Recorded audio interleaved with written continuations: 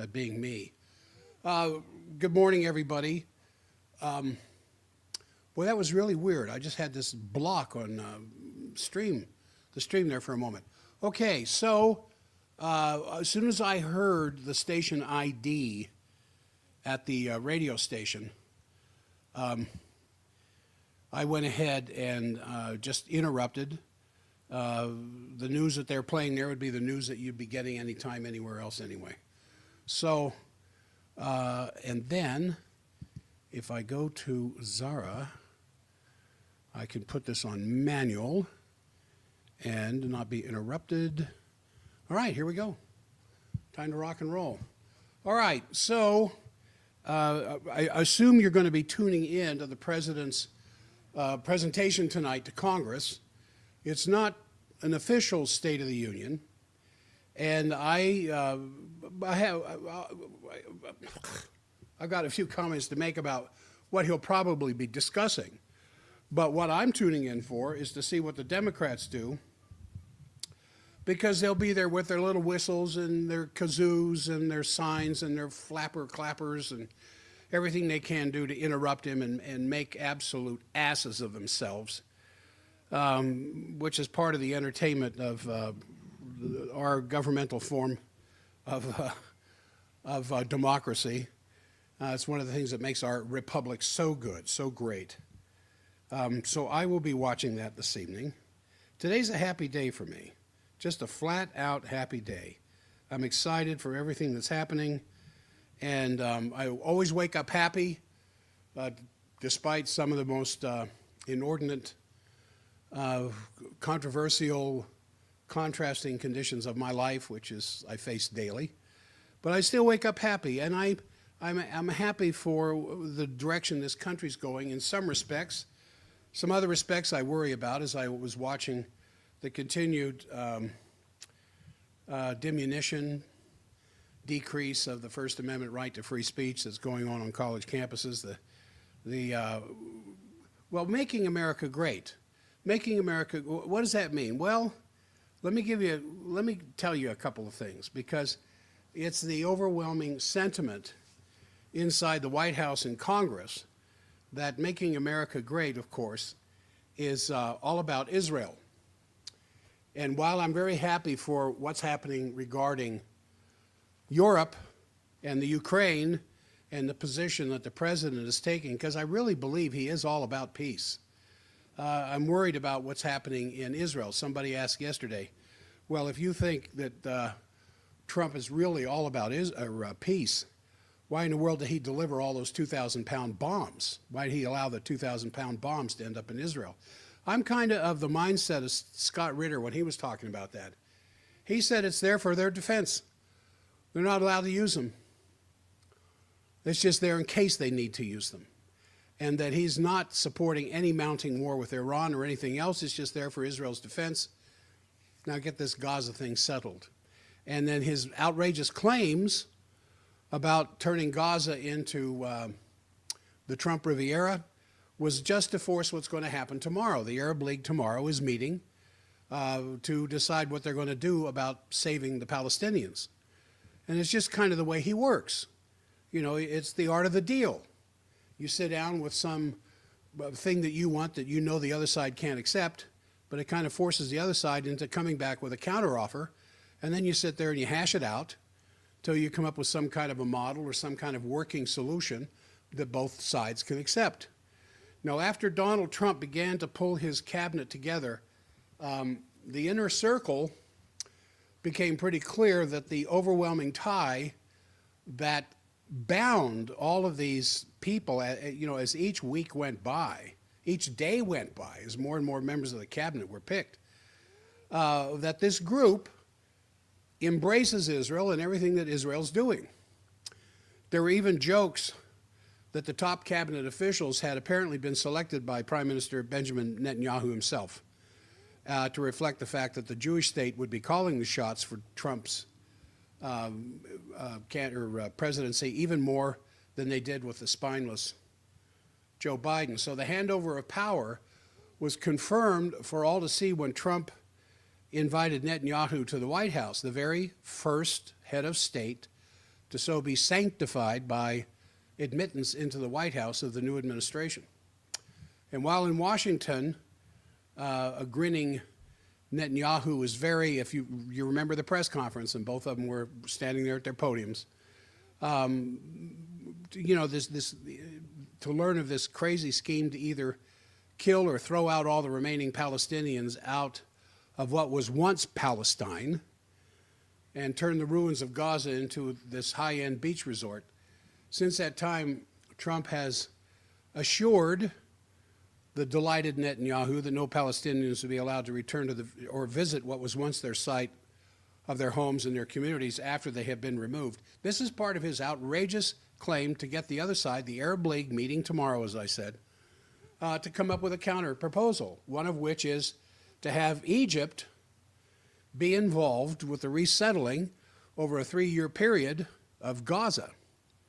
So those of us who have not yet learned to accept the occasional genocide carried out by Israel on its neighbors are now quickly learning to understand that the enabling role that was played by Biden in the massacre of the Arabs was about to accelerate to an even higher degree, which would include the clearing of the West Bank and the incorporation of parts of Lebanon and Syria after the 2 million or so pesky little Gazans, like a bunch of mosquitoes hanging around your ears, were finally removed.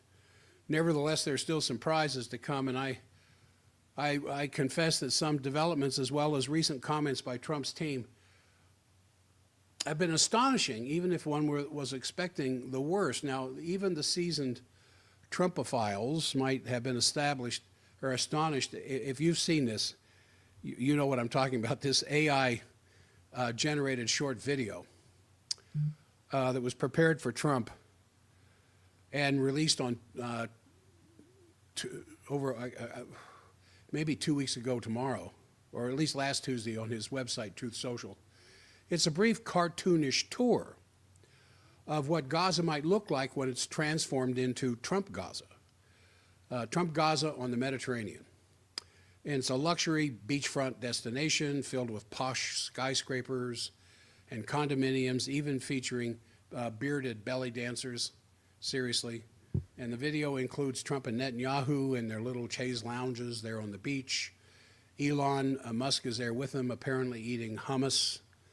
And there's this 50-foot tall golden statue of Donald Trump. And there's the gift rack and the souvenirs, and every family should have one of these golden statues of Trump placed prominently in their homes on the Gaza to protect them from Hamas. I mean, it's ridiculous. It's just, and so coming close to the Trump video, in terms of its bizarreness, is the behavior of Representative Brian Mast from Florida. I don't know if you've seen the picture or not. Holy smoke. Who heads the House Foreign Affairs Committee. Mast is perhaps best known for the fact that he was an American veteran who volunteered to serve with the Israeli Defense Forces after he was wounded in Afghanistan and discharged. And he appeared in Congress, congressional offices and in his meetings in Washington in his Israeli Army uniform, which some, including myself, consider disgraceful, even borderline treasonous. For an American who has served the armed forces to appear in Congress dressed in the war battle uniform of another nation, I don't know, that doesn't sit very well with me, especially when he's sitting as a chairman of this important House Foreign Affairs Committee. What does the Foreign Affairs Committee look into? Well, the foreign affairs of the U.S. State Department, for one thing. Mast has often asserted the value of his Israeli credentials and cited his love for Israel, saying, "I stand by Israel," which should be a disqualifier to immediately remove him as chairman of the House Foreign Affairs Committee. And then, so in his latest stunt last week, Mast informed the 50 Republican staffers on his committee that henceforth, now and forever, they must not refer to the part of Palestine that is generally called by the West Bank anymore. The House committee is now going to refer to the region as Judea and Samaria, which of course is the Israeli biblical usage that will no doubt serve as the first step in the annexation of that area into the apartheid Jewish state. So Mast elaborated that in recognition of our unbreakable bond with Israel and the inherent right of the Jewish people to their ancient homeland, the House Foreign Affairs Committee will from here forward refer to the West Bank as Judea and Samaria in formal correspondence, communication, and documentation. That just does not sit well with me at all. I mean, that actually makes me nauseous. And while it may only seem symbolic, referring to the West Bank as Judea and Samaria, there's a clear show of at least Mast's position as chairman of the House Foreign Affairs Committee of support of the Israeli annexation of the West Bank. So Mike Huckabee, Trump's nominee to serve as the U.S. ambassador to Israel, also referred to the West Bank using the same language, and he said annexation is possible under the new Trump administration. Does any of this seem wrong to you? For those of you who are on the stream, this hand represents Israel, this hand represents the United States, and this is what I see happening. The interlacing of my fingers, for those of you on the radio, into one hand. Now, Representative Claudia Tenney of New York also introduced the identical legislation in the House and maintained that the Israeli people have an undeniable and indisputable historical legal claim over Judea and Samaria. And the Palestinians don't?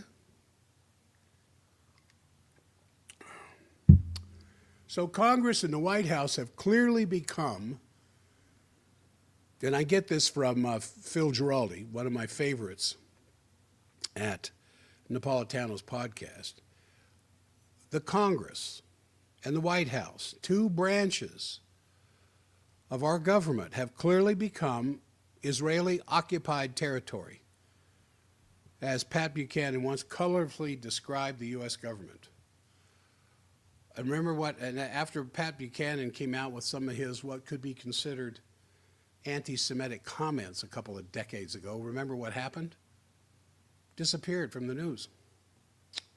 There's another prominent Israeli firster who is showing his colors, John Fetterman, Senator Fetterman of Pennsylvania, who has recently received the resignations of 6 of his staffers who complained that all the work that they had been given recently had reflected the senator's obsession with supporting Israel.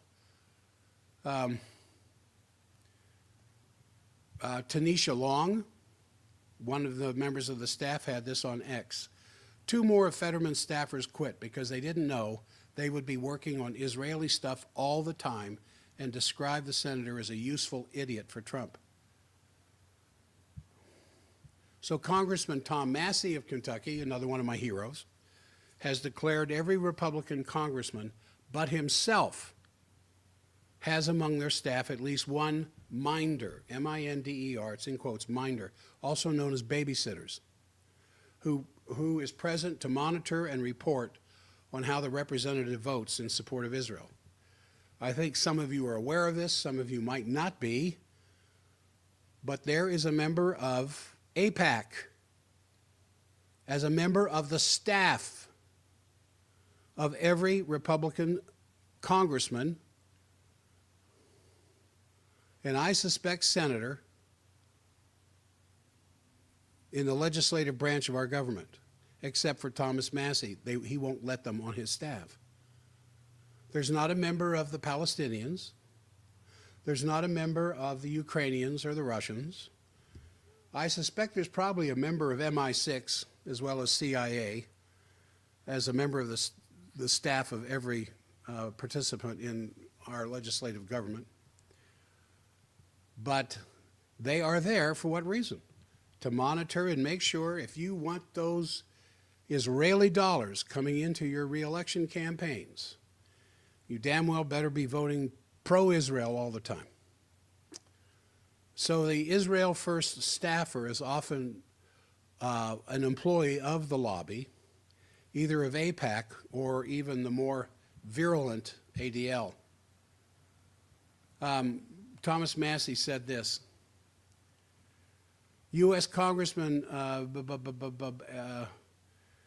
is the sole member of Congress to call for ending Israeli terrorism on civilian targets in Lebanon. The only member of Congress calling for Israel to stop shelling civilian targets in Lebanon. The only member of our elected government. That would mean our 4 representatives are not saying something about the shelling of innocent civilians in Lebanon by the IDF.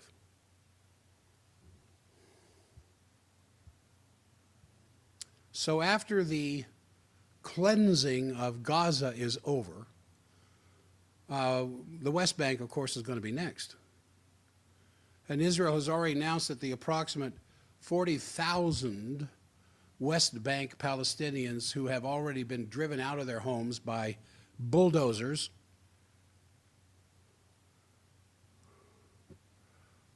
from their, in this ongoing, I think they're calling it the Iron Wall, will not be allowed to return, and new Jewish settlements are planned for the former Palestinian towns and villages. And as in Gaza, the Israeli onslaught has involved the destruction of roads, of homes, schools, churches, hospitals, other infrastructure, including the murdering of civilians, including in one case a pregnant woman with several children. And so what they were doing in the Gaza, they are now doing in the West Bank. Every member of Congress has one of these sitters, these babysitters, as a member of their staff, who reports to AIPAC or the ADL how that congressman is doing in supporting Israel and what the members of that congressional staff are doing themselves in their reports, their emails, their letters to their constituents in their respective districts. How would you describe that? What would you call that? Now, this is impacting the domestic impact on the United States with this kind of stuff, and on our constitutional liberties and rights, completely under siege as the Israeli lobby and Team Trump seek to suppress any criticism of the Jewish state and or of the illegal activities carried out by their supporters. I mean, this is deep state right there in your face. And they're in every member of Congress office, at least the House, except Thomas Massie from Kentucky. And they tried to unseat him in the last election, you know. AIPAC poured a lot of money into his opponent.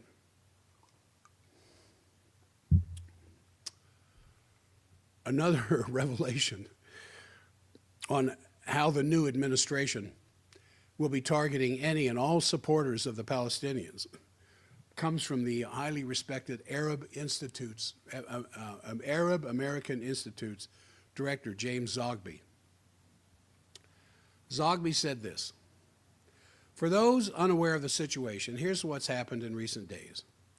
A tweet from Elon Musk shared hateful and dangerous disinformation about the Arab American Institute and other groups whose missions, though varied, have either been to provide humanitarian assistance to communities in need or to provide educational services and training.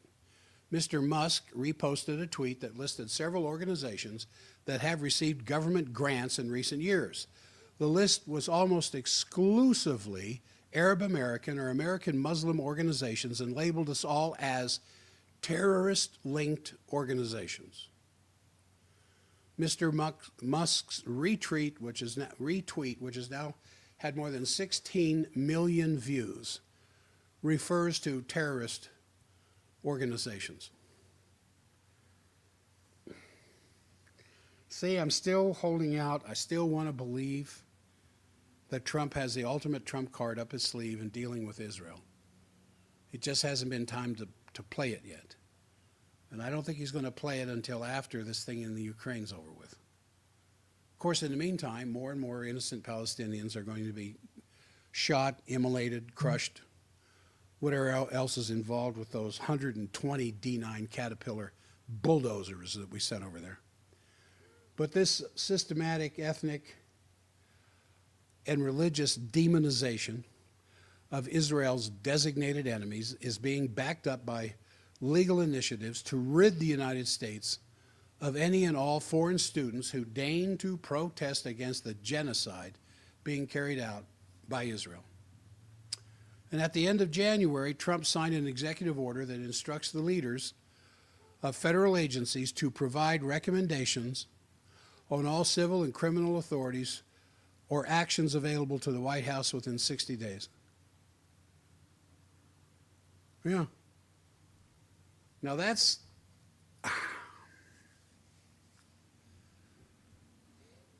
what I don't want to say that.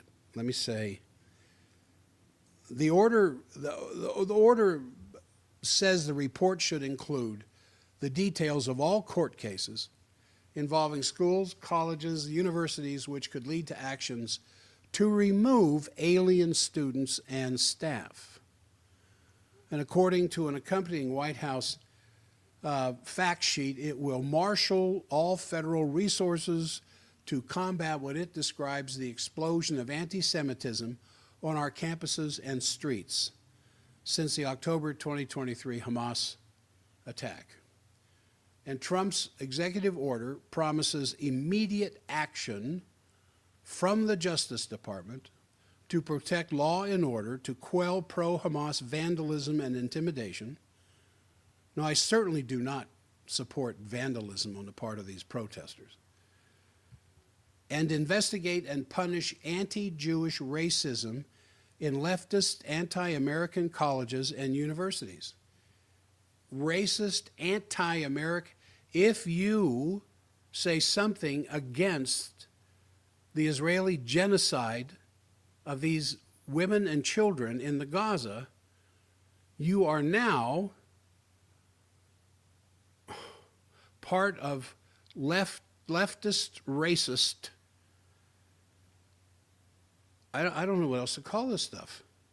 I mean, this is absolutely shocking. This is the whole purpose of the First Amendment. So that the American citizens, as of 1789, could say whatever they wanted to say about old King George, but they could also say whatever they wanted to say about old King George Washington. They weren't allowed to go into Liberty Hall there in Philadelphia and take over control of the building and throw any pro-Washington people out any more than these college demonstrations. Once they enter into private property, which is the building itself, and start staging this kind of stuff, now they're breaking the law. But what they do out in the common area, out on the grounds, with bullhorns, with whatever, their signs, whatever else, they have every right to do that under the First Amendment. As I've said a number of times, and I'm not the first, of course, the First Amendment isn't there for you to be able to pray publicly, though it is. The First Amendment is there for the person standing next to you while you're praying publicly to tell you how crazy your prayers are. The First Amendment is there for all of the things to be said publicly that you can't stand to hear it said.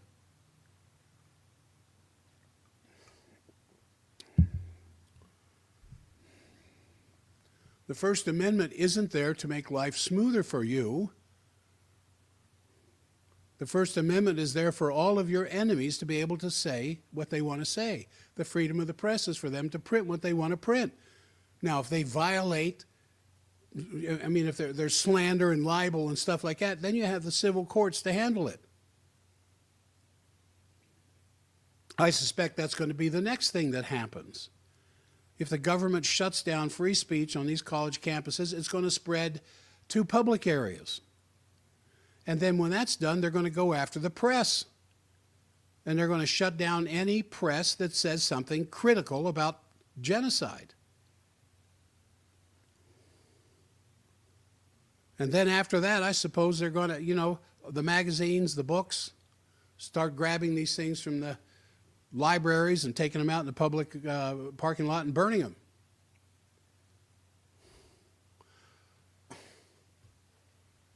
So to all the resident aliens who joined these pro-jihadist protests, you're on notice. You're on notice by the U.S. Justice Department. Because I heard it again repeated this morning. We will find you and we will deport you. Coming out of the Department of Homeland Security. Governor Noem's position.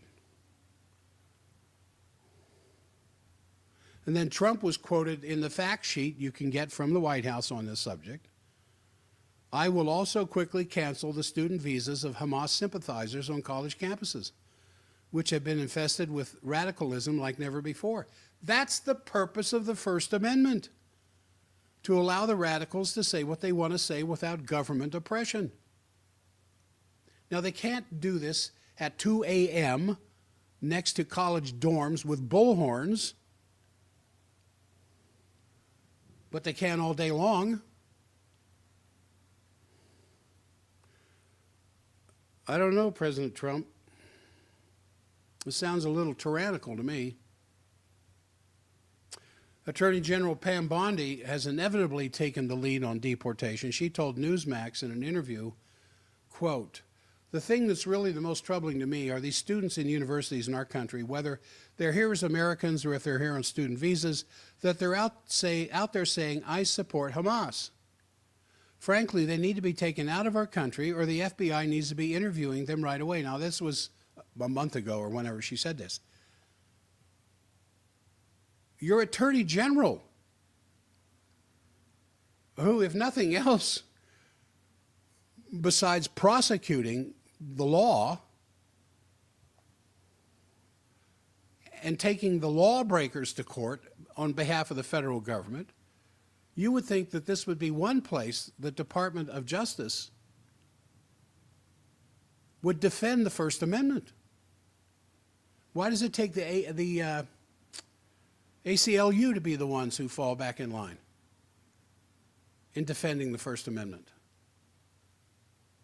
Remember that Skokie thing and the neo-Nazis and how the city wanted to shut down the Nazi protests through Skokie? If I've got the right setting here, I think I do. And the city wanted those people thrown out of town or shut up or whatever else. And the ACLU, of all people, came in and defended the neo-Nazis' right to free speech. And here the Attorney General, the thing that's really the most troubling to me are these students in universities in our country, whether they're here as Americans or if they're here on student visas, they're out there saying, I support Hamas. No, I don't support Hamas. I understand Hamas. I understand the IDF.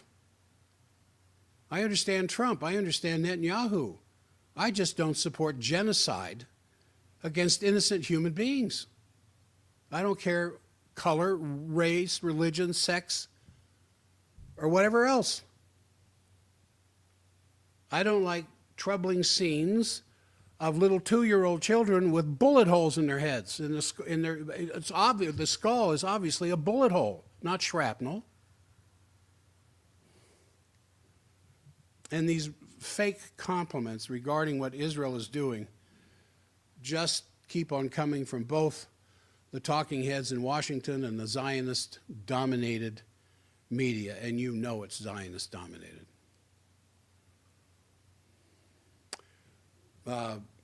Giraldi says that his favorite line spewed out regularly by Democrats and Republicans is some version of the assertion that Israel is somehow a wonderful democracy that is our greatest ally in the world. It was in an interview on Fox. Interestingly, apartheid war criminal Israel is in fact neither a democracy, nor a friend, nor an ally. But when the blind are leading the blind, anything might well pop out of one's mouth, particularly when it's not connected to a functioning brain that actually has some sense of morality or conscience. So over the FBI effusive comments also seems to be the general rule with the newly appointed deputy director, Don Bongino. When responding to a question about what might be the causes that are dear to his heart, he said, Israel, the defense of Israel.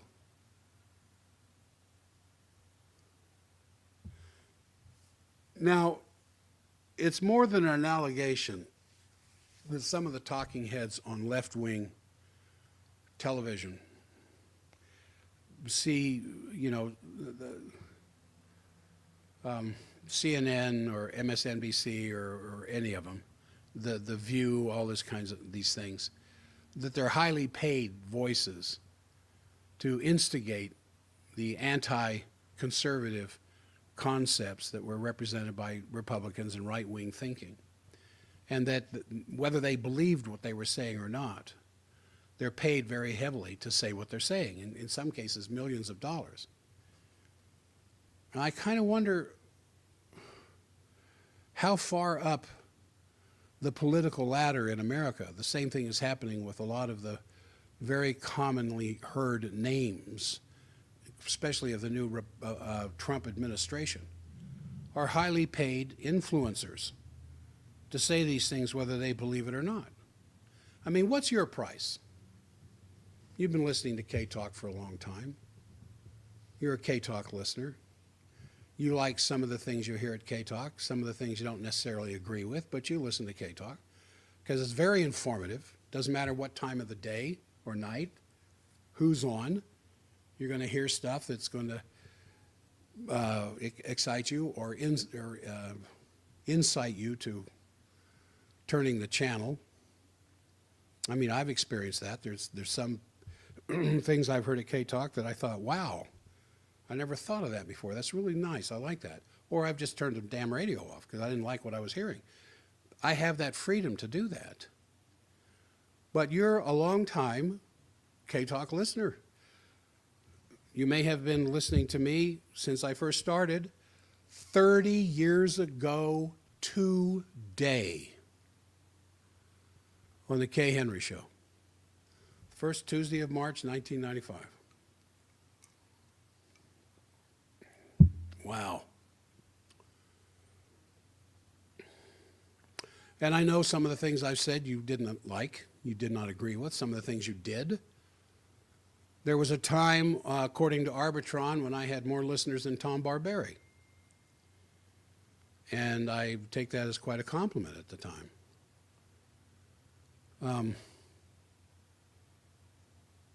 But I know that my remarks weren't always acceptable.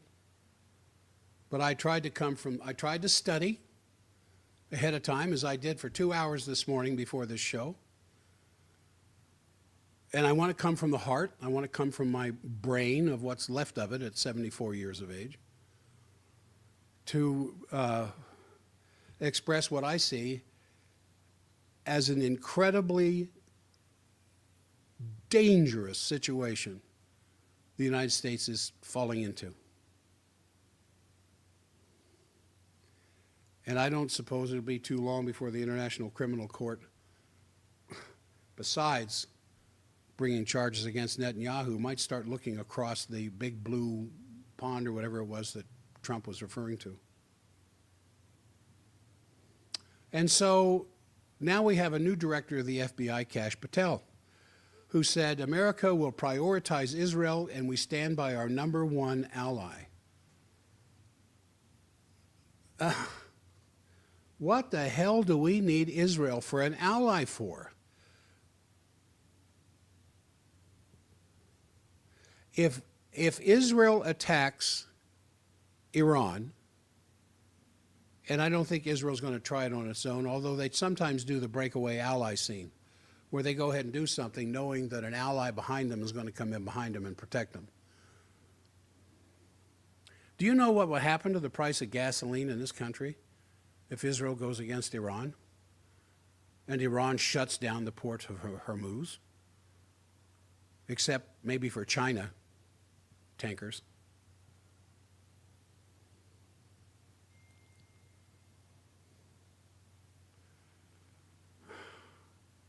I should, I think Director Kash Patel, you might be looking into the various internationally binding agreements entered into with the U.S. guaranteeing the arrangements that are being violated by Israel in Lebanon and Syria and Gaza.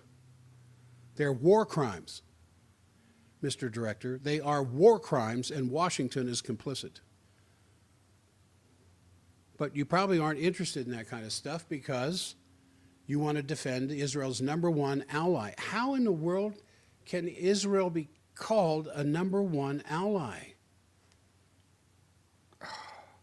So that we can peacefully arrive in Israel and go to Jerusalem to the Wailing Wall and put on our yarmulke and that shawl thing draped over our head and shoulders and cry at the wall?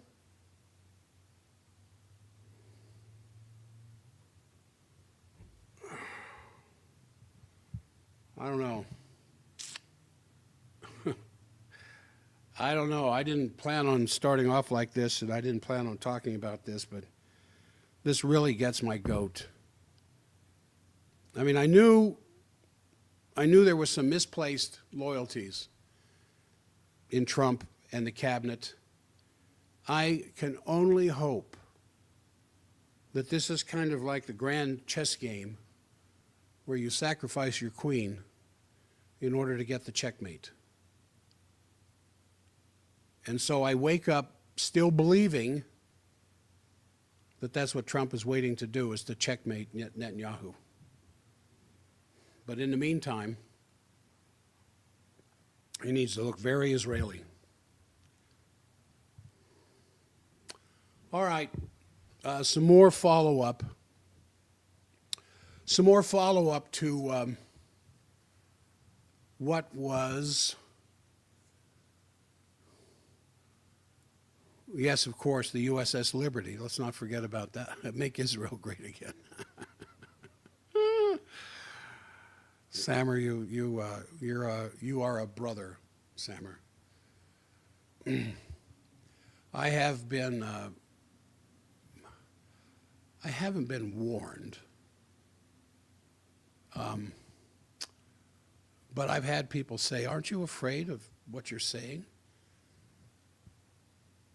Well, if I don't say this at this hour in the morning at K-Talk Radio, who's going to? If I don't say how disgusted, shocked,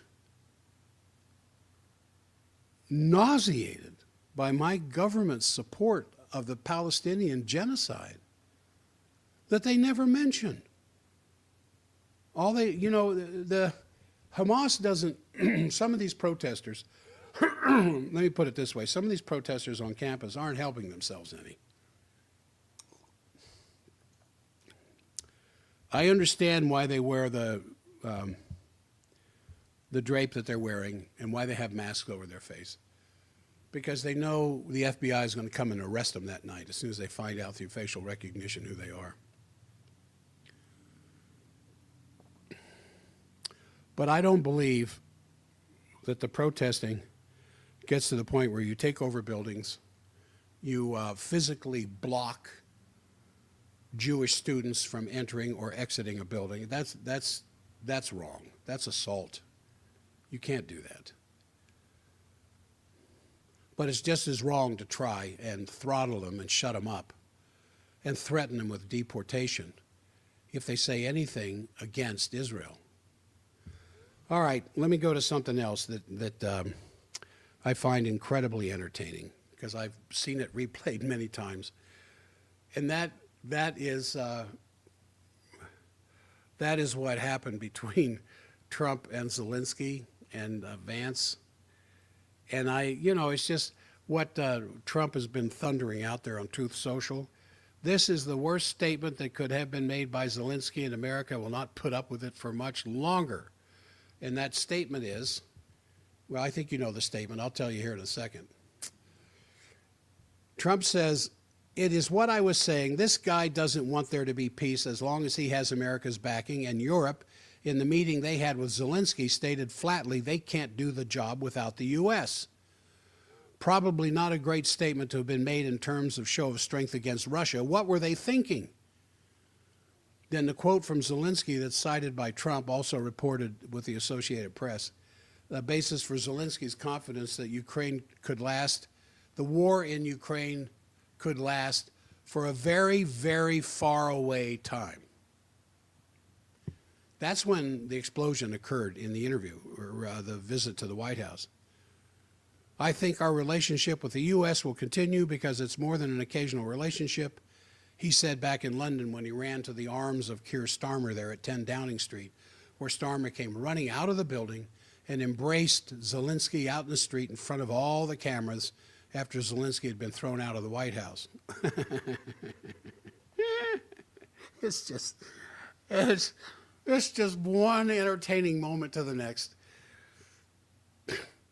And then Zelensky asked, will U.S. aid continue? He says, "I believe that Ukraine has a strong enough partnership with the United States of America." Don't count on it, buddy. Jeez. And of course he was an entertainer. He was paid to be a clown. He still is being paid to be a clown. I did not watch the Oscars. I've lost my taste for the Oscars. In fact, I hardly even go to the movies anymore. But a Palestinian-Israeli documentary won the Oscar for best documentary, and it was about documents the Israeli military occupation and the settler violence and the ethnic cleansing against small Palestinian community of Masafer Yatta in a rugged rural area in southern West Bank. And the film shows the heartbreaking scenes of Israeli bulldozers destroying Palestinian homes and schools, water wells being filled with cement to force the population out, and to make way for an Israeli military training center. Now, the film doesn't focus on the scenes of terror, but rather explores a very unlikely friendship between an Israeli and Palestinian fellow, both journalists who seek justice in Palestine. And the message isn't one of hate, it's just the possibilities generated in cooperation between the two. And so during his speech at the Oscars, Yuval Abraham, member of the crew, "When I look at Basil, I see my brother, the other fellow, but we're unequal. We live in a regime where I'm free under civilian law and Basil is under military laws." And he called upon the world to take serious actions to stop the injustice and stop the ethnic cleansing of Palestinian people. And America, the land of the free, the home of the brave, is complicit in the murder of these Palestinian women, children, and older citizens who have no means of defending themselves. So, I've got, Mike Waltz. Mike Waltz surprised me. Some of the things he said, National Security Advisor. Among other things, he ridiculed the notion of talking about the details of security guarantees when there's not even a peace agreement to guarantee. He was being asked by several different people, how are you going to secure or establish or underscore the security of the Ukraine? He said, what are you talking about? We don't even have a peace agreement yet. What security agreement do we need if we don't have a peace agreement? So he said this on CNN Sunday. Well, it isn't clear to us that Ukrainian President Volodymyr Zelensky was ready to negotiate in good faith towards an end to this war. For us, the kind of talking about the details and demands of security guarantees before, as President Trump said, look, I don't know that we can get both sides of the table at this point. You kind of have to trash the other side going into it, litigating through the history of this conflict if we're going to bring both sides to the table. I don't know why they keep calling him Ukrainian president. He's not the president of the Ukraine. He has no Ukrainian constitutional authority to do what he's doing. And yet they still, you know, Fox, CNN, I flip back and forth between them, still refer to him as President Zelensky, which was over with May of last year. I would prefer to hear dictator Zelensky. There are plenty of people in this country right now referring to Trump as a dictator. They ought to at least spread it out equally and include Zelensky. So Waltz noted later when asked about the comparison of Zelensky to Winston Churchill that Waltz had made back in 2021, that Churchill lost an election in 1945 and was not around to the transition to peace that followed. He said this, "Are you suggesting that President Trump wants Zelensky to resign?" asked Dana Bash recently. "We need a leader that can deal with us, eventually deal with the Russians, and end this war," Waltz replied. Now this is, and it becomes apparent that President Zelensky's either personal motivations or political motivations are divergent from ending the fighting in his country. Then I think we have a real issue on our hands. The patience of the American people to keep giving billions and billions and billions with no end in sight is not unlimited. We also made that clear to Zelensky at the end of that meeting. And so Dana Bash says, is Trump wanting Zelensky to resign? Resign from what? As an at-large ambassador of Ukraine? He's not the president of Ukraine. See, this is how the propaganda continues. Now, I don't think that's Dana Bash's ideas. I think that's just her editor to put that up in front of the teleprompter while the cameras can't see the teleprompters when she's interviewing Waltz. So later on, Waltz stressed that the war needs to end. He says this needs to be a permanent end, not a temporary end. Yay, Waltz, good. This needs to be a European-led security guarantee going forward. Part of that is Europe's contribution to its own defense. Way to go. So it has the capability to do so. We have had both the United Kingdom and France talking about their troops on the ground going forward. Then let's not get too far ahead of ourselves. What type of support we provide is not to be negotiated. But one thing is clear, we do not see Ukraine being a member of NATO because that would automatically drag the U.S. troops in. The United Kingdom is not ready to send troops to the Ukraine. The United Kingdom can't do that without the support of the United States. French can. And as far as nuclear armament, nuclear usage, the UK cannot employ their nuclear strategies and facilities without direct U.S. support. The French can. The French, I think, is the only nuclear-armed country in Europe who has the ability of independent, autonomous nuclear usage. The UK is dependent on the United States. Now, the world, in the words of Helga Zepp-LaRouche, the world is undergoing an earthquake every day. And she says the shattering of the old order and the birth pains of the new order are not entirely settled just yet as to how this is going to play out. Well, yeah. But when you look at what's going on, these events that are taking place at enormous speed, which requires, as she says, we have to be speedier, meaning that we have to be ahead of the curve because it's already clear that the potential which exists can only be realized if all these programmatic points are included. So tonight, President Trump is going to deliver a national address before Congress, and I'm not sure of the time. I'm hoping it's not before 7 p.m. local.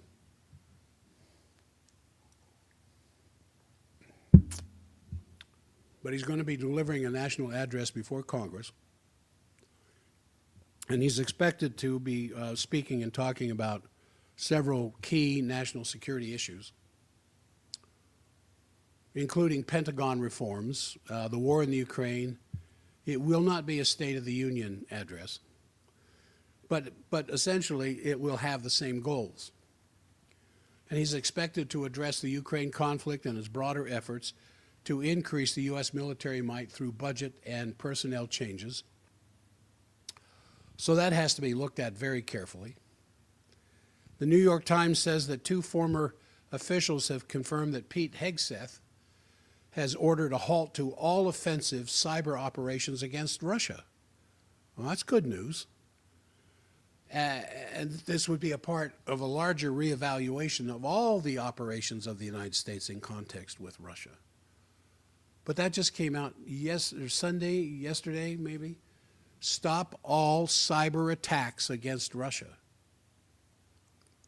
Now, the foreign minister Lavrov, and when Lavrov speaks, I listen, gave an interview yesterday, Monday, and he said, quote, "An absolutely normal conversation between the 2 delegations took place in Riyadh.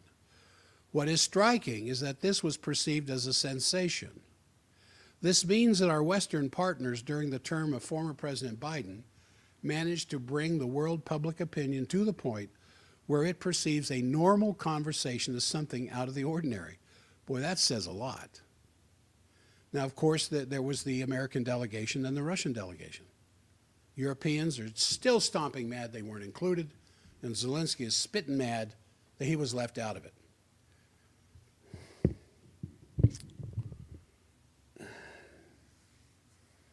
Now, I know you can see this as clearly as I can.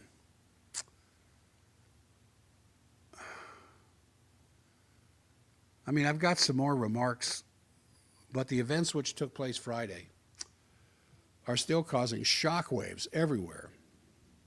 And there are 3 interpretations being offered. I mentioned a couple of them yesterday on the show, but there's 3 interpretations being offered by the various groups as to what happened between Zelensky and Trump and Vance. Now, General Harold Kuyat, who a former general of the Bundestag, or of the Bundeswehr in Germany, had said that this was not staged, that this was a normal course of the conflict erupting without its being premeditated. And naturally, the liberal Western media are all saying that this was a setup. This was planned from the beginning. And they said, look at the presence of Vance and Rubio in the Oval Office, and that all the press corps were there in the Oval Office, crammed in as they were. So they say this was a setup by Trump that caused this freak out by Zelensky. But there's also the Russian view that says, no, it was a setup by the Europeans, who sent Zelensky into a situation which was designed to cause a freak out so that they could then justify more military spending for Europe afterwards. Now, be that as it may, if you look at the actual event and the transcript that's now being published, it's everywhere. You can see the 40-minute transcript. Everything kind of went quietly, and then when the Polish journalist asked some question and then somehow caused Zelensky to basically say, look, don't you think there's no justification for a peace agreement? And then Trump and Vance said, do you question our policy here? And so forth. And so the whole thing erupted. But it's clearly one of the biggest diplomatic explosions everywhere, because you're always given this image of 2 leaders sitting in chairs at about a 45-degree angle to one another, and they're sitting there with their arms on resting on the arms of the armchair, and there's a pitcher of water and a couple of glasses between the chairs on some table between the 2 chairs, and a couple of people in the background maybe, and everything is well lit and looking kind of not homey, but looking kind of political. And here, there's a video out there. I don't know if it was on X or where it was, where it shows, yeah, it shows Zelensky taking a nice right cross across the face of Trump and knocking him out backwards. You have to be careful with these videos, man, because some of them look really real. There's this blog in Germany which says that this is one of the biggest accidents in the history of modern diplomacy. You compare it to the telegraph affair of the German Emperor Wilhelm II in 1908. And in this interview, a British journalist from the Daily Telegraph asked the emperor some remark which exposed a mixture of naivety and incompetence before the whole world from the emperor, because the way it was worded, it almost led to his resignation. So Zelensky questioning the usefulness of a diplomatic solution was what it was at stake here. And that is the whole crux of the matter, because it's a fact that Europe has made no diplomatic initiatives, naturally, nor did Biden either, which is what caused Lavrov to say, and I think it's kind of interesting, where he said a normal conversation would be considered out of the ordinary. But Lavrov said, and this was in Krasnaya Zvezda, I do not want to be anti-European, but the current situation corroborates the idea expressed by many historians. Over the past 500 years, when the West more or less took shape as we know it today, with certain modifications, naturally, all tragedies in the world originated in Europe or occurred owing to European policies. The colonization, the wars, the Crusaders, the Crimean War, the Napoleon, World War I, Hitler, if you look at history, in retrospect, the Americans did not play an instigative role, and an incendiary one even less so. If you look at all these wars, the wars of colonization, the Crusades, the Crimean War, Napoleon, World War I, Hitler, the Americans never played an instigative role. Now, that's a debatable point, of course, but I think compared to China in all its field, China in all its history has never started a war. China has never attacked anybody.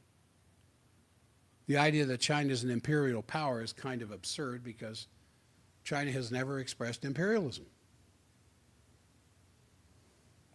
But that's an interesting reflection on Lavrov's view there. And now as this scandal erupted, let me make sure we're still on manual here. Good. As this scandal erupted, von der Leyen immediately sent this message to Zelensky after he had been removed from the White House. She sent this: be strong, be courageous, be fearless. For Pete's sake. Signaling that Europe is completely standing with him, of course. And basically the fact that Zelensky immediately, from his failed White House meeting, runs to the summit in London, as I said, where Starmer greeted him with open arms in the street in front of 10 Downing. I mean, you can see it on TV. I saw it on TV. And this was a meeting which Starmer had called for,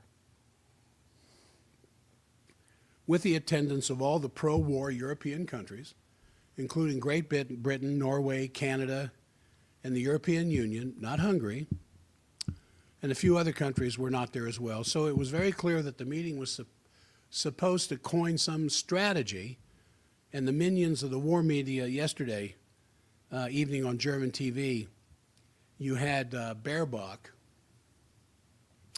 their foreign minister, and then the former CDU leader, Laschet, and a big war hawk from the German think tank, were saying, now we have to do it alone. We have to basically go for war against Russia. Oh, brother. Oh, brother. And several of these countries have already said, yeah, we'll send some troops. France, 20,000, 30,000, something like that. Britain said they would do the same thing. And you know what Putin said? Any foreign troops within the borders of Ukraine will be immediately destroyed. Now, obviously, at the London summit, there was already a reflection of the fact that it's not so easy, because it turns out that British nuclear forces, as I said earlier, don't operate without massive U.S. cooperation in terms of technical support and the sharing of information, which, of course, is the special relationship between MI6 and CIA. So the only country in Europe which is actually sovereign over its own nuclear forces is France.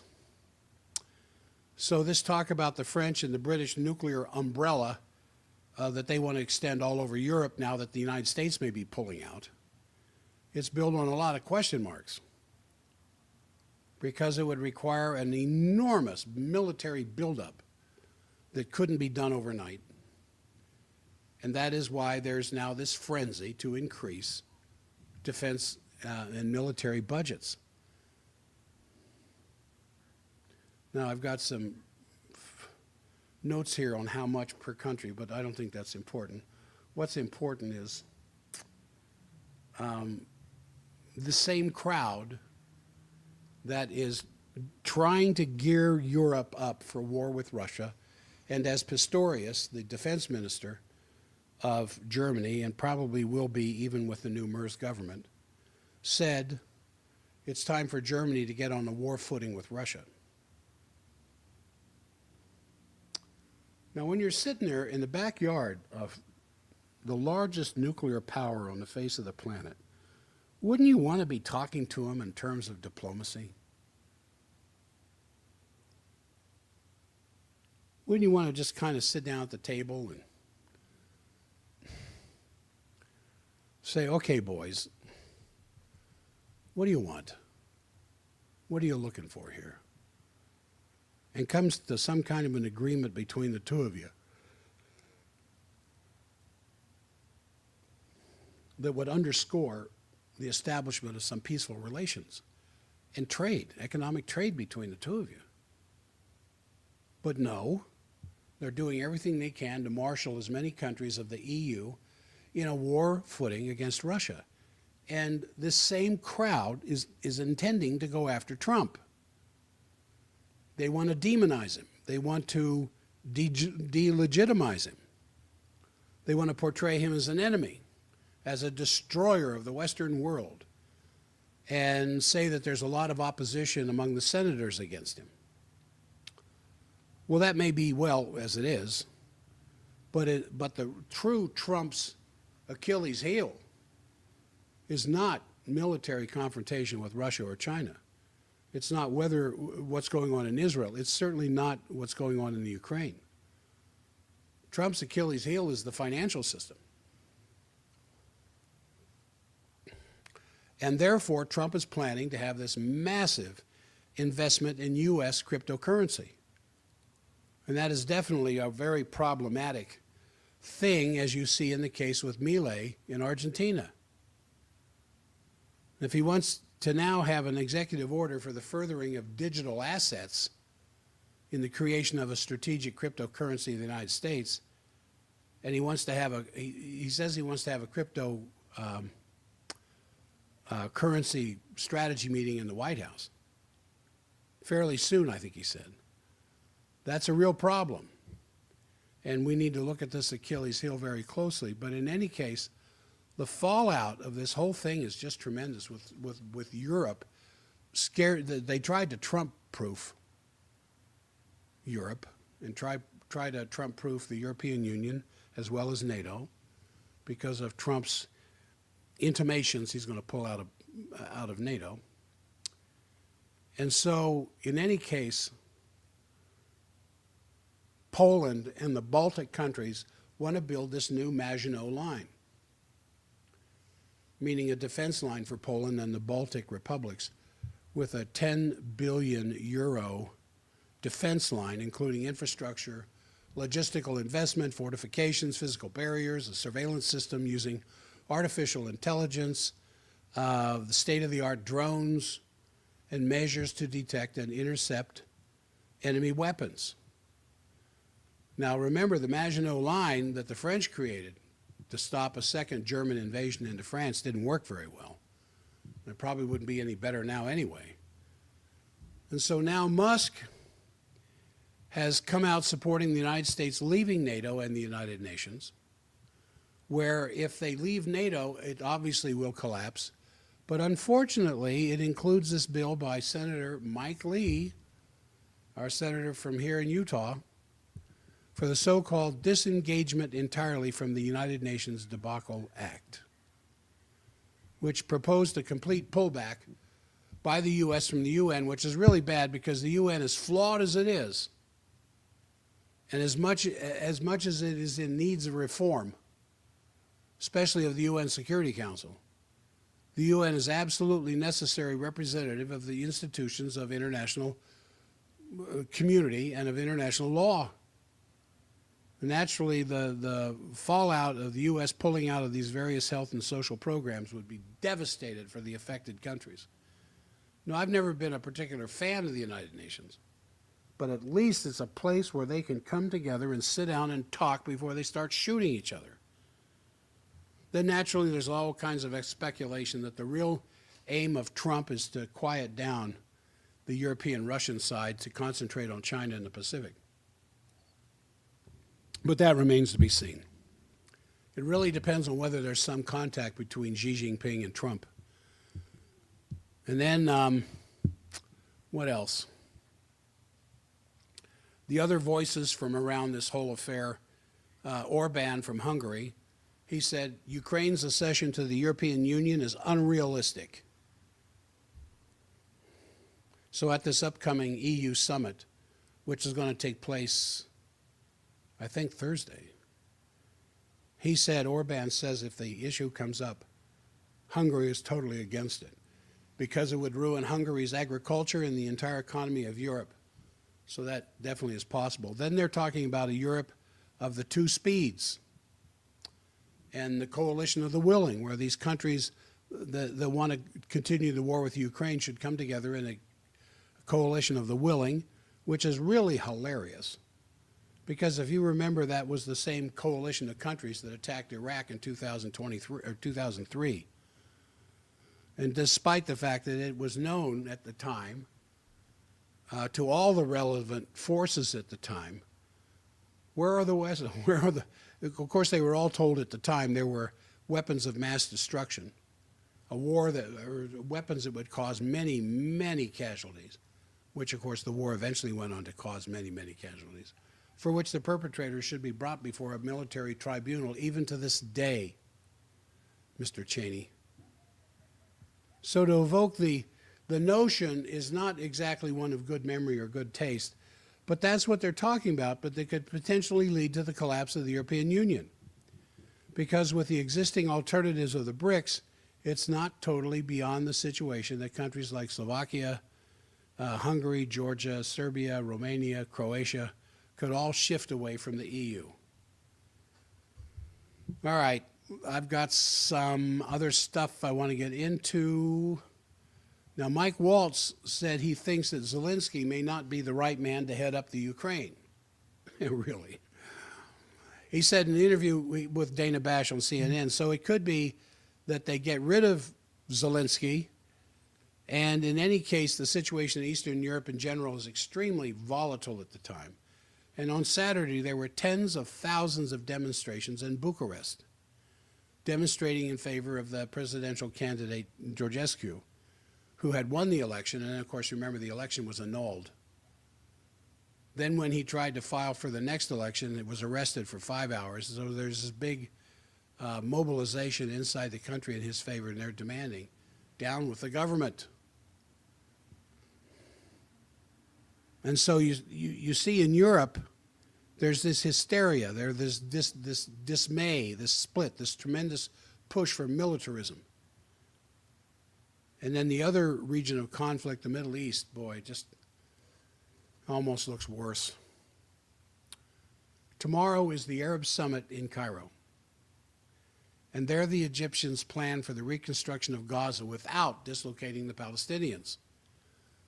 And the Israelis so far have refused to start negotiations for the second phase of the ceasefire. Therefore, the situation, safety of it anyway, remains hanging in the air at the moment.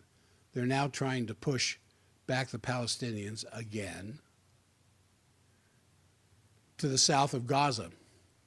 And also the incidents in the West Bank where the settlers continue. Then the Israelis refuse to leave the Philadelphia corridor between Gaza and Egypt, so the situation remains extremely tense, to say the least. So we know from different organizations the idea to have a conference in the Middle East, maybe in Jordan or some other country, is very seriously being discussed by the relevant forces in the region. But obviously it's going to require Trump to really put weight on Gaza, and then Netanyahu even more. So Netanyahu has sent his military secretary to Moscow to communicate that Israel would prefer Russians in Syria rather than Turkey. We'll have to see what comes out of that. So those are some of the important developments. I think it's very, very clear that if you look at this picture, the potential to go in the direction of what has been campaigned for the new security and development architecture is clearly there. And then you have the three initiatives of Xi Jinping, the global security development, the colonization initiative, to bring about their own security architecture. And in a recent meeting, Putin had said with the FSB, he had said that because of the military victory on the ground in Ukraine, there is now the chance for a European security system, even a global security system. And no matter how many times he says, we don't want Ukraine. We just want the Russian part of the Ukraine. The leaders of Europe keep saying, he's coming after us, he's coming after us. The Russians are coming, the Russians are coming. So I think I've covered that, kind of jumping around from place to place around the planet. I think the tariffs are supposed to go into effect today, I think tonight or something like that. There's a pair of executive orders that were signed by President Trump that will end the de minimis, D-E minimis, duty allowance for border crossings from the U.S., from Canada and Mexico, once adequate systems are in place to fully and expeditiously process and collect the tariff revenue. Now, the de minimis level for U.S. duties sets the dollar value for an imported item that triggers import duties. Now, back when I was a frequent traveler to Europe, and by that I mean going at least once every 2 years, from about 2005, 2006 on. Whenever you would come back, you'd have to fill out this duty sheet, this customs duty sheet on the plane. They'd pass them out to you, so that when you would go through customs in Salt Lake, you would have a declaration, and they would look at it, and you know whether they wanted to set you aside and go through your stuff or not, or they believed you. You still had to fill out this duty sheet, and there was a certain amount of money that if you, with your receipts present, could show that what you spent on such and such a day for such and such amount of money, it would come under the de minimis duty allowance, and you wouldn't have to pay any duty. And I can't remember what it was. I think it was like $800. If what you're bringing back cost you less than $800, you could bring it into the country without incurring any duties. And so these executive orders that the president just signed will end that option from goods from Canada and Mexico. So already in February, the White House ended the de minimis exemptions for goods from China. And then as of some time tonight, midnight or something like that tonight, the de minimis. So in other words, if you were crossing the border into Canada and you wanted a pack of Canadian cigarettes, and you brought them back across you'd have to pay duty on those cigarettes. Whereas before, you could bring back up to $800 worth of material, and you wouldn't have to pay anything. So the White House argues that the relatively small, untaxed packages that were not subject to inspection up until the time he signed this stuff allowed the shipment of fentanyl and other harmful substances with lessened oversight. And China has repeatedly said that the U.S. is using fentanyl only as a pretext. So an executive order signed yesterday had increased additional tariffs on China's goods from 10% to 20%. Wow. All right, now, I think I'm going to skip that. Now, a current official and two former officials have confirmed to the New York Times that Secretary of Defense Pete Hegseth has ordered a halt of the offensive cyber operations against Russia. And the move, the Times says, is apparently part of a broader effort to draw President Putin of Russia into talks on the Ukraine and a new relationship with the United States. So Hegseth's orders to U.S. Cyber Command to stand down from all planning against Russia was first reported back a week ago by a cybersecurity journal called The Record, which noted that the order had been issued a week earlier. Now, the precise scope and duration of this Defense Department order is not clear, but as the line between offensive and defensive cyber operations is often a blurry one. I mean, that only makes sense. Something may look differently than it appears differently than what its real intent is, especially when you're dealing with digital information. But then the Times began gnashing its teeth about Russia's alleged hybrid war against the U.S. and Europe and its alleged influence to interfere with the U.S. elections, which of course was thrown out. The United States has until now been central in helping European nations fight back, often in covert cyber operations, but that cooperation could now be in jeopardy, says the Times. Now, the Times quoted Senate Majority Leader Schumer, claiming that Trump appeared to be giving Russian President Vladimir Putin a free pass as Russia continues to launch cyber operations and ransomware attacks against critical American infrastructure. He called the administration's move a critical mistake. All right, now a couple more things. The Maginot Line is really silly. Britain's fears of the the Italian daily Il Foglio interviewed Paolo Zampoli, President Trump's special envoy to Italy, asking about British Prime Minister Starmer's endorsement for Zelensky. And Zampoli said, yes, we have our Churchill moment today, but Starmer is no Churchill, and they have to understand in London that right now, Trump is the one who's in charge, who is the leader of the world. End quote. Wow. So Zampoli says Meloni should stay in the Atlantic groove and follow Trump, not the French. She should, and she, of course, is the Prime Minister of Italy. She should focus everything on reconstruction. No more tables and negotiations are needed.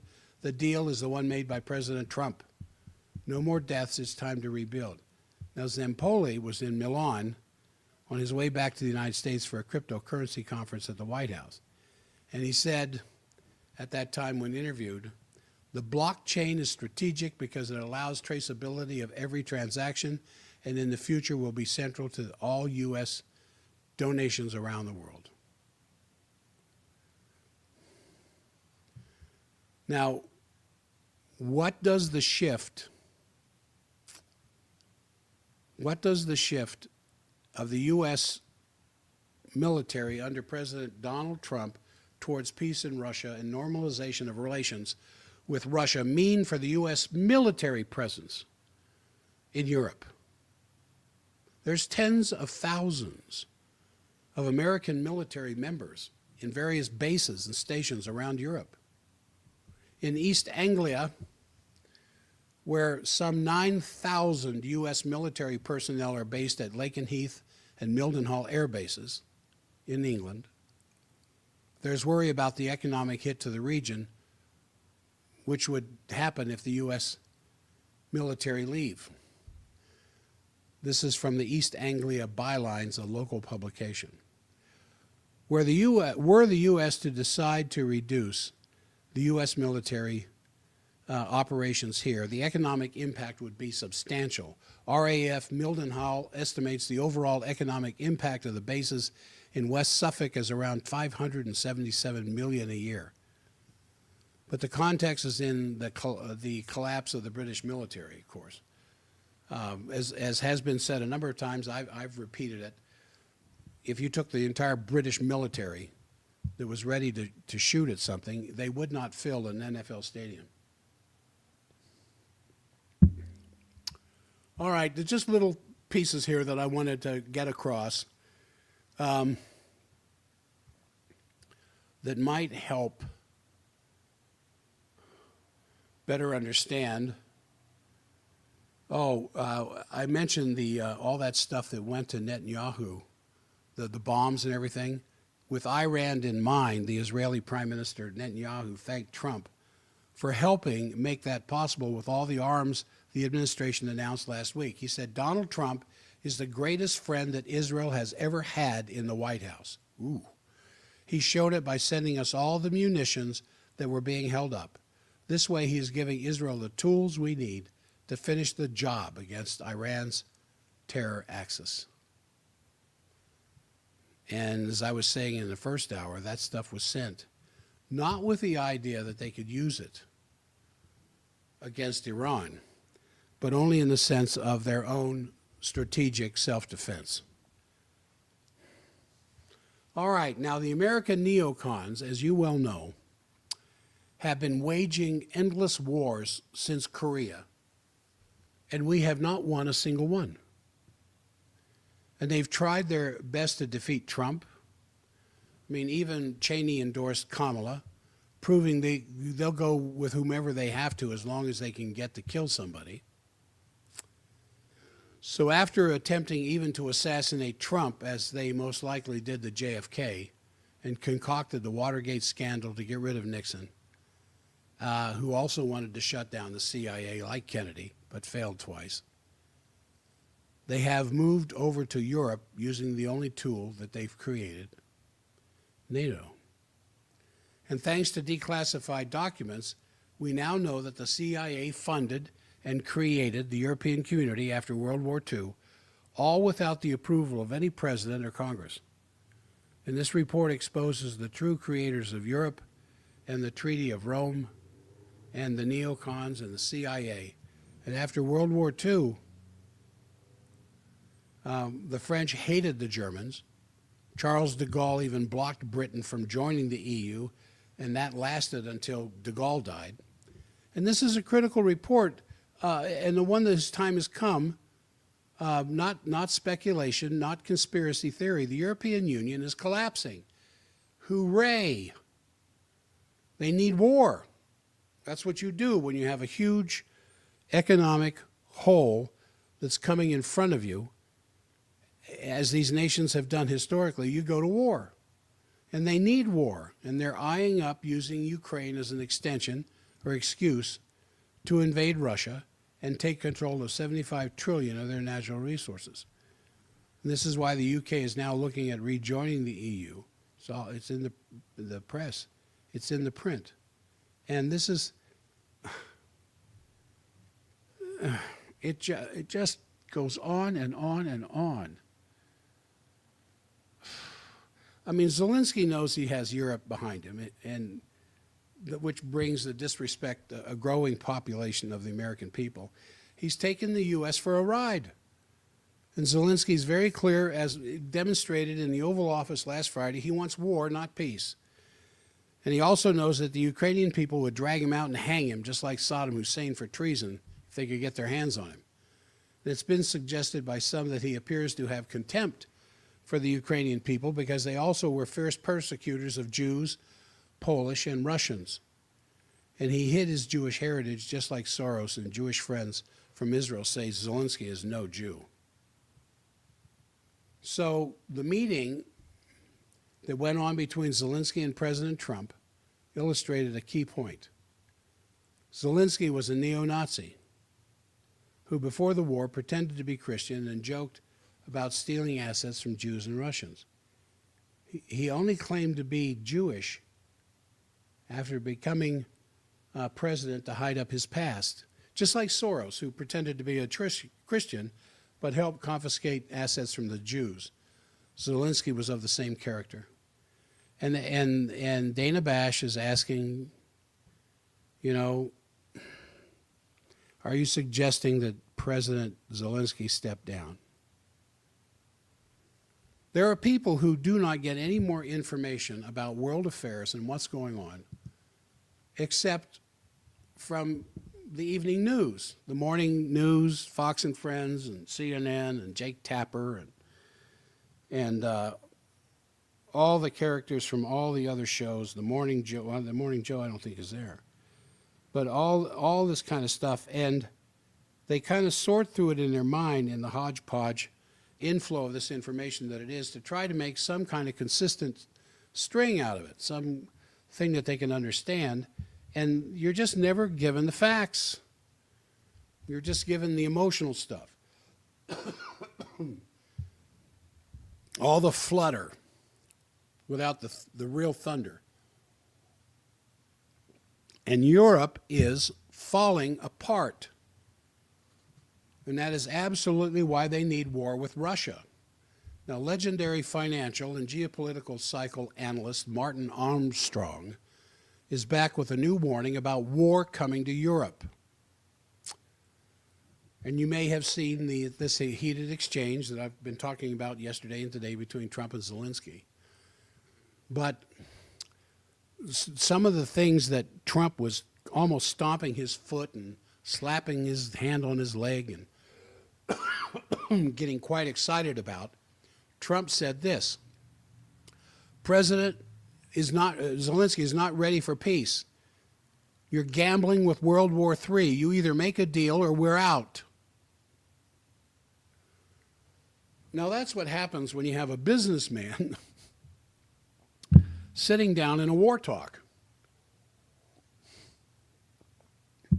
And his old famous Art of the Deal. I never did get that book. I've got so many stacked up here I need to read. I don't know that I'd get to it before 2028. Excuse me. But he says that you either make the deal or we're out. Now, it looks like Zelensky, I think, is the one who intentionally started a fight at the White House. I believe the Russian side. General Kuyat said it's just a natural series of events. Some of the Western people said no. Trump did it to expose Zelensky being the clownish idiot that he is. And the Russians are saying no. The Europeans staged this. He got calls from a few European leaders before he went into the Oval Office, and they were all telling him essentially the same thing. Get the president pissed off so he can yell and scream at you. So that will help back here at home, the European nations bind together to get ready to go to war with Russia. Because they honestly think they can defeat Russia without the U.S. So it looks, I believe that Zelensky intentionally started the fight. It also looks like almost every country in Europe is backing more war in the Ukraine. And now there's a renewed talk of a European army. So Armstrong is saying, why? Why is this happening? He says this: because they are all facing the collapse of the European Union. The debt is just unbelievable. They never consolidated. Between COVID, climate change, and sanctions on Russia, the German economy has shrunk 3 to 5%. The economic growth of the European Union is appalling. Europe is falling, and this is why they need war, so they're backing Zelensky. So in a new report that was released here just the other day, Armstrong lays out the case why war in Europe is coming and coming soon, and he says this: in this report, I gathered a bunch of headlines. London Financial Times. And what's the headline? America is now the enemy of the West. This is why Trump is saying we're out. Zelensky has admitted that 58% of the $350 billion the U.S. gave him is missing. You cut the funding and you're going to find out the truth. Trump should cut every single penny, mind you, but Zelensky is counting on Europe to replace the United States. Militarily, I guess, Russia, that is. This is why he's so arrogant. And Trump should get the hell out of NATO as soon as possible. So why are all these reports coming in over the last few months about gold coming to America from Europe? I haven't seen too much of it. I heard a couple of reports about a month ago. All this gold in certain banks in Europe are leaving European banks and coming to the United States. So Armstrong says, last week I was on the phone and I can't tell you how much, but when you are about to go into war, capital moves. So the whole point of this, he's saying, is that the movement of gold out of Europe into the United States is preliminary to war breaking out in Europe. And what they're calling for, what they're asking, what they're essentially demanding is that this is settled to a point where, you know, it's talked about in certain circles, but, you know, I think this might even be one of the reasons why Trump wants to look at Fort Knox. Do we have any gold? Because the gold is coming from European banks to American banks, part of the Fed, because when you go to war and the armies invade, that's one of the first things they get. They take your gold. So Armstrong is saying when you go to war, capital moves. So he says, right now I'm concerned about May 15th. He said on our computer, Socrates, the AI program, he says on May 15th, Europe is going to war. And he said, Europe is going to lose. And this is why the gold is coming out of Europe into the United States. He also contends that you can forget about predictions that the U.S. dollar is collapsing anytime soon. He says it won't. Armstrong says it's the euro that's going to become extinct. He says, I published what was on the computer Socrates put out on the Ukraine. It's a flat line. And I've never seen anything like this on any other country. It's a flat line, it's going dead, and that's it. So, in answer to the question Armstrong was given, did the election of President Trump stop thermonuclear exchange with Russia? He says, absolutely it did.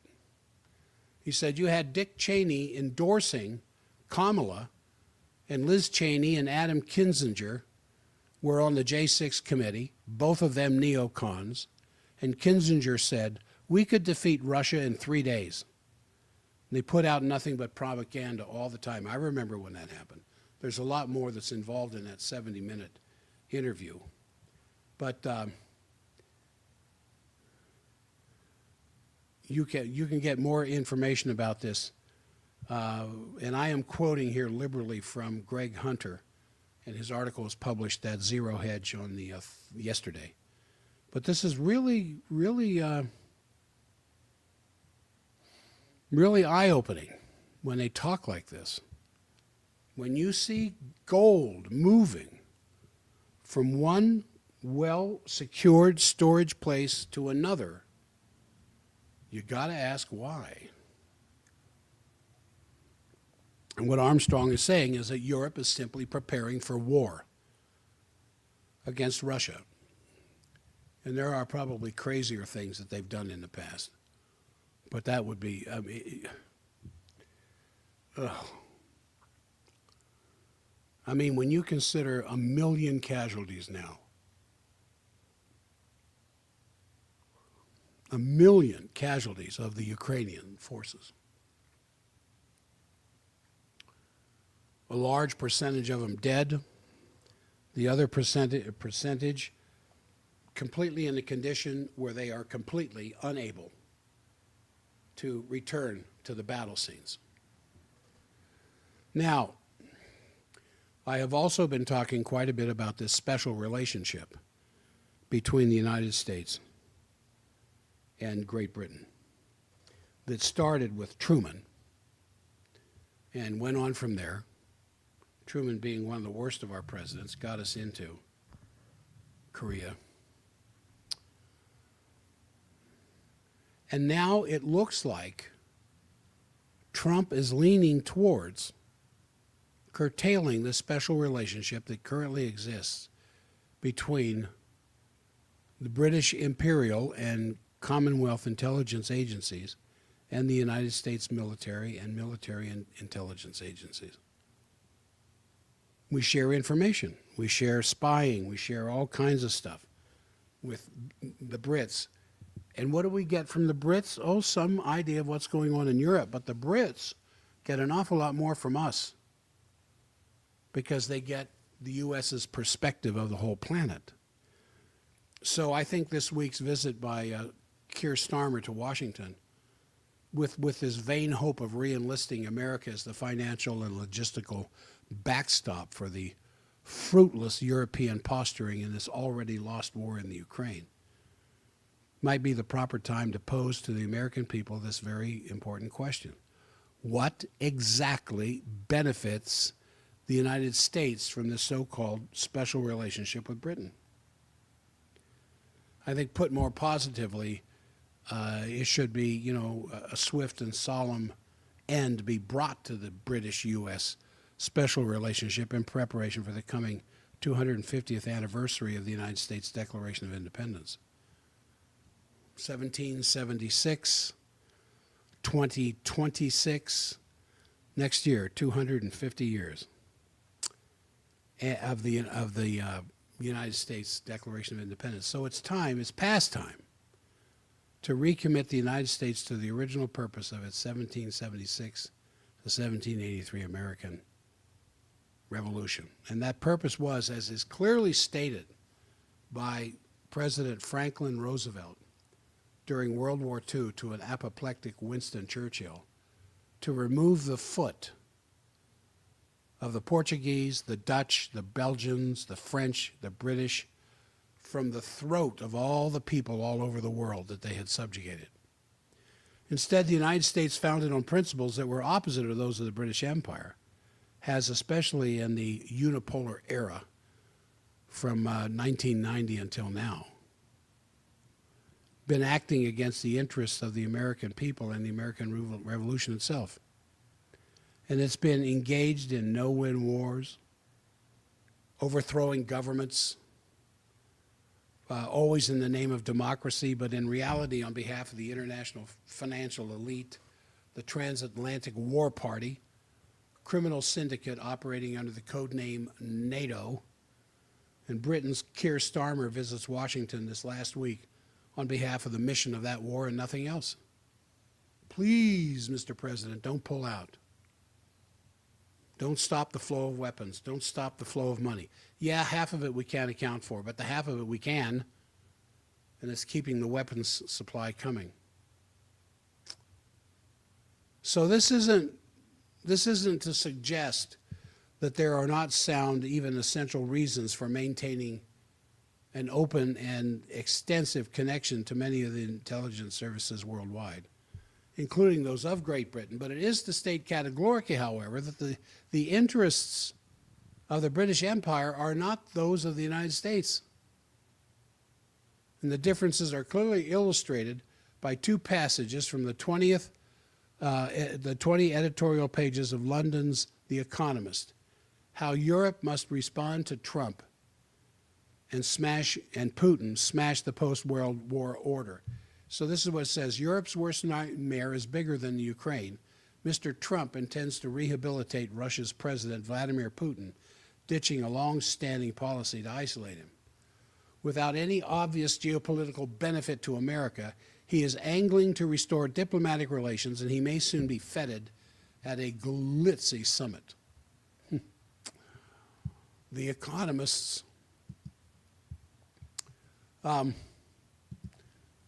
The Economist writers and their City of London sponsors know exactly what the real reason for the February 12th phone call between Trump and Putin was all about, and it was not the Ukraine. Russia and the United States are the two most lethally armed nations in human history, controlling fully 90% of the planet's nuclear and thermonuclear weapons. And these two adversaries have just reversed, barely reversed, a downward spiral into civilization ending total warfare, atomic, biological, and chemical.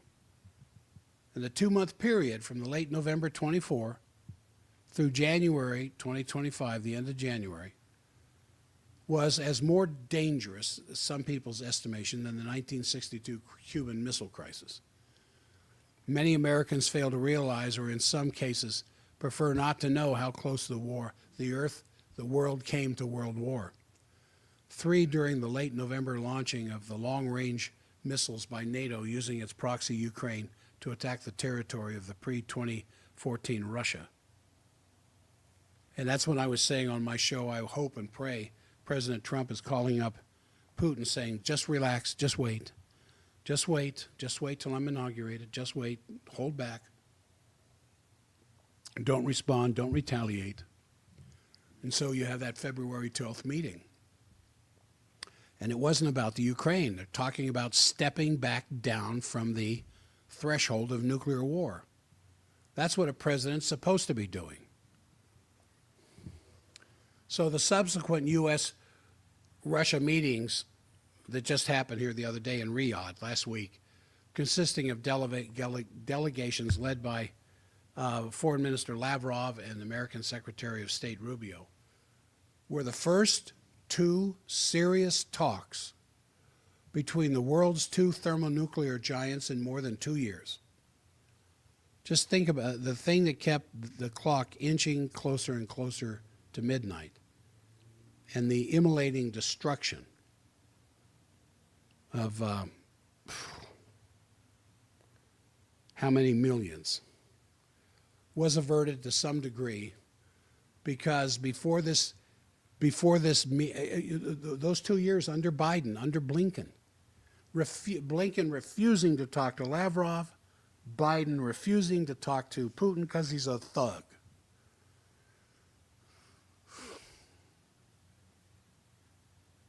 Since 1945's dropping of the 2 atomic bombs, it's been self-evident that any breakdown in diplomacy between or among any nuclear nation is suicidal.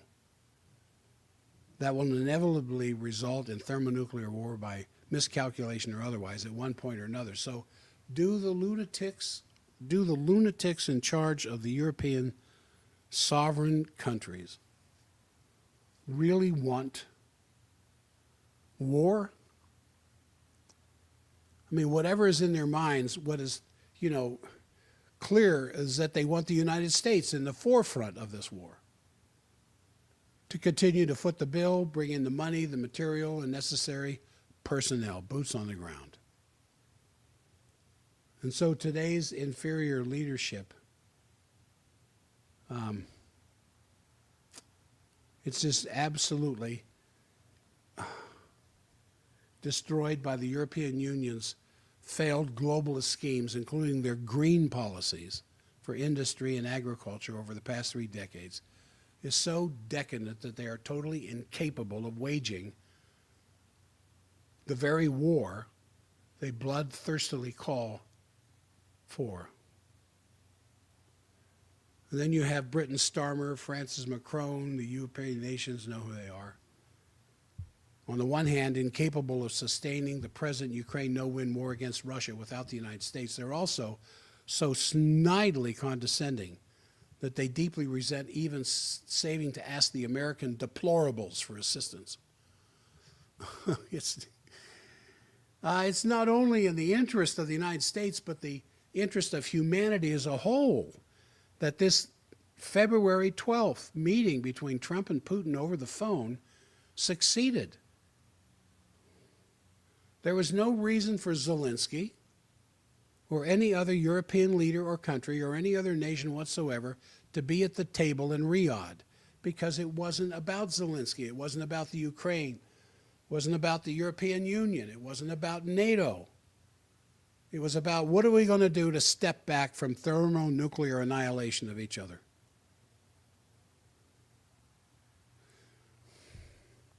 Now, in October of '62, though the world was involved, it was Kennedy and Khrushchev's relationship that mattered, because Kennedy and Khrushchev had been talking previous to that crisis. And they kept talking. This wasn't what you got with the Biden administration. So Kennedy and Nikita Khrushchev did what they could to stop World War III from breaking out by opposing at least the financial oligarchical forces that opposed Kennedy and Khrushchev. Those same financial oligarchical forces are trying to prevent normal Trump-Putin relationships today. I mean, why would the prestigious magazine, The Economist, and the City of London's policy formulators use it to brief the bureaucracy of the Anglo-American intelligence establishment as to what to do next? The end of days was one of the words that they used. So the first sentences of the Economist article reveals this deep, probably irreconcilable difference with the present Trump administration on war and stopping it. I mean, the past week has been the bleakest in Europe since the fall of the Iron Curtain. Ukraine is being sold out, Russia's being rehabilitated, and under Donald Trump, America can no longer be counted on to come to Europe's aid in wartime. Why is war, which has no answer, their only answer? The United States is going in the opposite direction. The British policy establishment wants war. So it's the great game. It's the continuation of the great game Zabriskie talked about, Brzezinski. Most people, unlike Zbigniew Brzezinski, Henry Kissinger, Tony Blinken, all those of that ilk, still find the concept of real war as a game, to be alien, even disgusting, even despite decades of video war games being used to desensitize our youth to killing and warfare. But this is not the case with the war party. They seem to derive this erotic satisfaction as well as financial and geopolitical benefit from killing people. So on October 2008, at the Bishkek meeting, the American ambassador to Kyrgyzstan, Tatiana Gofiler, and I talked about this last week, found herself in a very testy confrontation with the infamous Prince Andrew when she protested against the idea that the great game politics should be the template for policy in Central Asia. Prince Andrew then turned to regional politics, and he stated blatantly that the United Kingdom and Western Europe were now, and by extension you Americans too, we're now back in the thick of playing the great game and more animated than ever, he simply stated, and this time we aim to win. What is it they aim to win? They want to see the destruction of Russia. That's why this continues like it does. And so if the United States isn't going to be there to break Russia into, I think, 11, 12 different regions, something like that, then the Europeans are going to have to do it. And so you see them gearing up their GDP percentages for military advancement, military development. Almost every country in Europe has areas of the country relegated to building up their strategic forces, offensive or defensive. So British figures like Sir Alfred Milner, Halford Mackinder, Houston Stewart Chamberlain, earlier ones like Lord Palmerston and Benjamin Disraeli were 19th and early 20th century master players of the great game. That's back when, no, Lucy, no. That's back when the British Empire controlled 25% of the geography of this planet.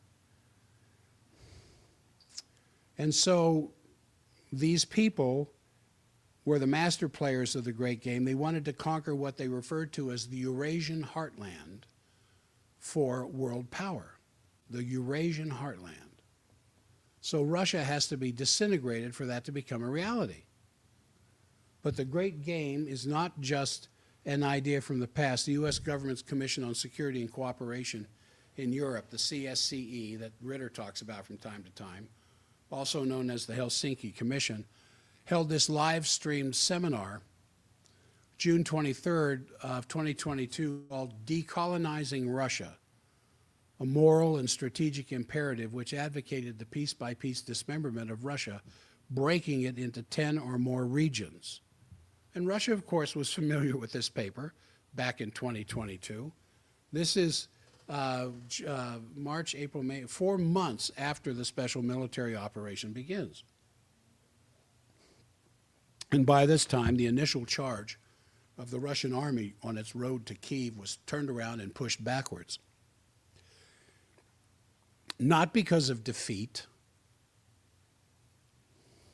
Putin thought that by showing up as he did there in February of 2022 would be enough for the Ukrainians to sit down and talk. And they did. And then they got together and they came up with that truce, that agreement between Ukraine and Russia, and Russia was ready to pull all of its troops out, and then that's when, of course, Bojo goes straight to Zelensky and convinces him that the United States and England are behind him and go ahead and fight for this, because then you can end up with a nice piece of Russia to go along with it. Well, you know what happened from that. So former American Secretary of State Kissinger had a speech that he delivered to Chatham's House back in May 10th of 1982. Do you remember what you were? I remember what I was doing in 1982. Do you remember what you were doing? He said this. This is unbelievable. In my period in office, the British played a seminal part in certain American bilateral negotiations with the Soviet Union. Indeed, they helped draft the key document. In my White House incarnation then, I kept the British Foreign Office better informed and more closely engaged than I did the American State Department, a practice which, with all affection for things British, I would not recommend be made permanent. But it was symptomatic.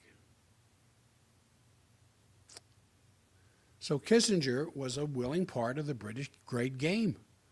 And the idea, the truth, that the United States' involvement in all these wars, Afghanistan, Iraq, Libya, Syria, Yemen, Northwest Pakistan, even into Africa, Somalia, Uganda, Niger, have all been in the service not of the American people, but of the great game, engineered by the neocon forces in the Republican and Democrat parties who are still there right now, using September 11th as their pretext. And the realization that we have to catalyze a full clean-out and reorganization of our intelligence capabilities, and hopefully Gabbard can do that, starting with ending this stupid special relationship with the British intelligence agencies. I mean, they have practiced a very corrupt policy. They've corrupted Americans into assisting them to do that which is against everything which the American Revolution was fought for. So in December of 2018, during the first Trump administration, Great Britain's House of Lords issued this report, UK Foreign Policy in a Shifting World Order. And in paragraphs 37 to 39, the report says, the U.S. administration has taken a number of high-profile unilateral foreign policy decisions that are contrary to the interests of the United States. However, the difficulty the UK and its allies have faced in trying to influence the U.S. demonstrates the challenge of working with the administration. How damaging this will be to what has hitherto been the UK's most important international relationship will depend on whether the current approach is an enduring trend. Should President Trump win a second term, or a similar administration succeed him, the damage to the UK-US relations will be longer lasting, and the government will need to replace less reliance on reaching a common US-UK approach to the main issues of the day than has been the case to this point. So then how can the United States, moving to create peace around the world, afford to trust or even continue with this special relationship. And what is it that the House of Lords actually fears? Not only from the out-of-control Trump administration, but what do they fear from the American people? Well, MAGA has shown that. They're as scared to death of MAGA as they are of the president. Because Americans have had it. They've had enough. And now you're going to find out what these people that President Trump has appointed to these positions, especially Tulsi Gabbard and Kash Patel, are they actually going to reveal what they said they would reveal? Especially the Epstein papers? Or is that just talk at the moment?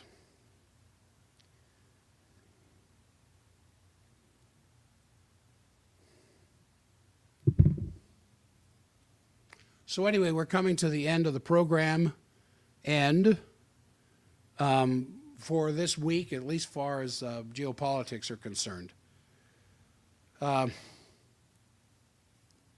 Tomorrow will be a health program, lots of stuff to talk about. Some of the stuff that is coming from Kennedy in particular, I think is really pretty good.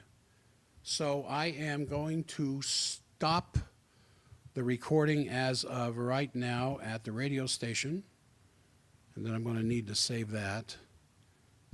And then I'm going to stop. Ooh, I need to turn on the news when it shows up. So you keep your wits about you out there. It's no big surprise what's taking place. I still think Trump has the ultimate trump card up his wrist, up his sleeve. So as I said, keep your wits about you, and I'll see you all tomorrow.